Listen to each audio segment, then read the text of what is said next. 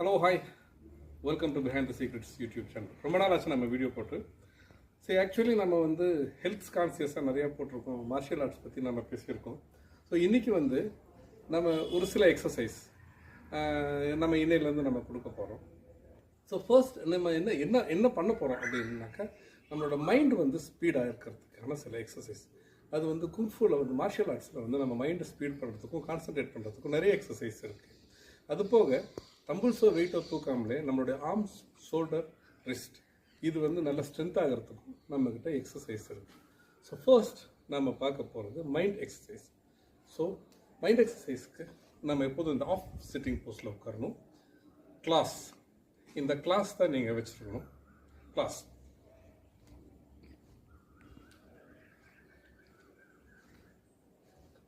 ஸ்பீடாக்கிட்டே வரணும்.